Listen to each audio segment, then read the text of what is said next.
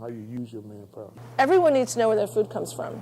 And too many people today don't know where their food comes from. Right. So I think when they look at the classroom and they can see that the vegetables are being picked, they realize that, you know, food is local. Even though we live in a suburban area, food is local to us and it's available to us all the time. A lot of things that from our garden with the herbs, some of the things this year in particular, like the herbs were very bountiful, I will say. So a lot of what we did with so much herbs, like the parsley, the oregano, the chives that we did, we made it on our herb oil, and we used it on the pizza, we used it on the sandwiches to marinate our chickens or beef, things like that. We've developed relationships with farmers, with local producers. For instance, there's a farm that does beef in north of Baltimore in Moncton called Rosetta Beef. There's lots of farms right here in Poolesville, 7 or 8 miles away, where we go and we buy everything from tomatoes to peaches to strawberries, depending on the events that we're doing here. They come for the freshness of it, natural, all natural. Once again, our providers are local, and therefore they really understand that, so they like that. So, I think it's a good business practice when you have foods that you're not going to use, that you find a way to productively repurpose them. It's never very different or more than any other place.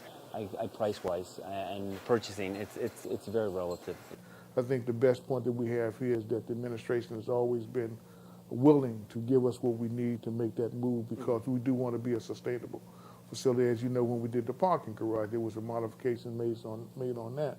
As part of that was not part of the original design that made us. We were trying to go lease on that, but you couldn't because it's not a environmental control building. We did some graphics on the outside to let people know as you drive by that we are a LEED facility. So we have a reputation now that we're trying to make sure that we stay true to, and it kind of drives a lot of the things that we do. If we look at it, a parking garage by its nature can't be LEED certified unless there's indoor space. So if you had offices in the parking garage or retail establishments maybe on the first floor, like you see in some parking garages, that's the only time a garage can be certified under LEED. What we did when we started on that project right after we finished this building, we said, well, we can't build a garage and forget all of the great things that we learned in doing this building.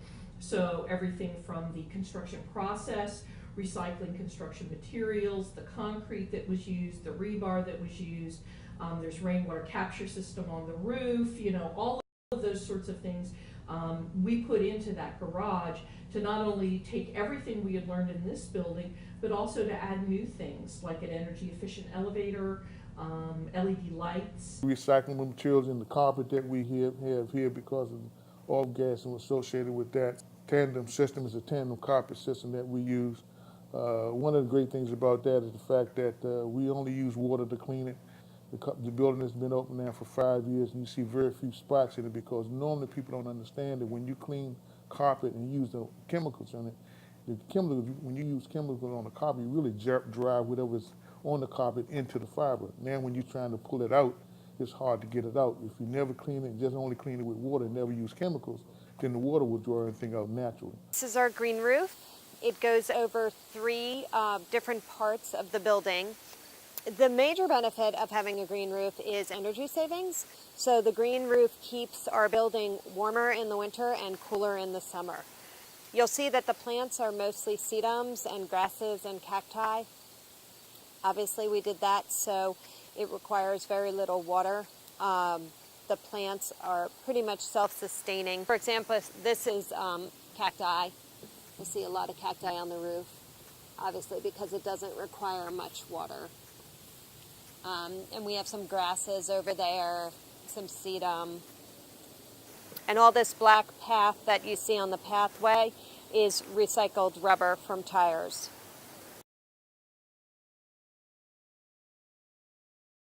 President Obama announced that they are putting $2 billion, not million, $1 billion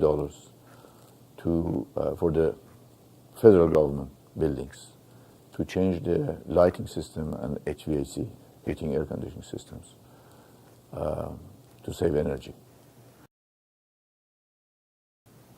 Applying solar, once you have got the equipment and devices to match the requirement, would be the best solution.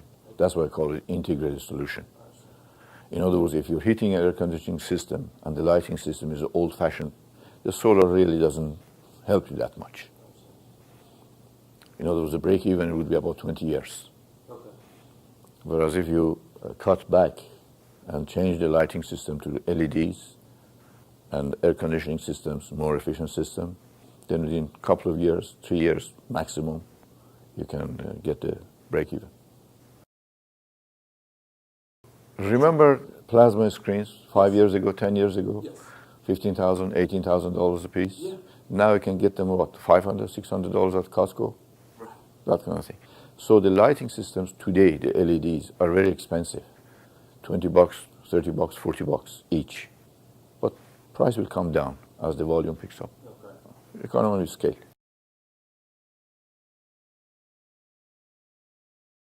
The idea came about, wonder whether or not it's possible to heat building 2 with building 3, given I've got 2 boilers. The design was to pipe from building 3 over to the boilers in building 2 and heat the system. Retained the service of a consultant, came out, took a look at the building, had a conversation with the manufacturer, and he came to us and said, yes, you can heat building 2 with building 3, and you can do it at the same time. How do you get the piping over? Normally you want to take the piping from building 3 to building 2 underground. Yeah. The problem is that we have so much infrastructure because we are kind of congested here between what we did with the parking garage, what we did with this building, that we didn't have space underground to run the piping. So this became a way that we could put the breezeway up. So the breezeway really acts as a camouflage for the piping that's going from building 3 to building 2, and the piping is hid up in the framework of the breezeway, so you don't really see it. In terms of the future and where the University of Shady Grove is heading in terms of their green initiative, I mean, I believe they're heading in the right direction. We have to change the culture in this country. In other words, instead of being so extravagant of usage of materials, everything, energy and all that, we have to economize. You see what I'm saying? Right. To begin with, we have to educate the masses, educate the people on economizing the usage of the material and space and everything. You want to call it green? Yeah, call it green. But really, this is more important than actual pieces of material which are changing or devices which are changing. Well, I'm moving kind of slow down that same old path, wasting time inside this hourglass. She's coming up ahead now, and I feel, yes, I feel my head turning like a race car wheel. Maybe I'll try to say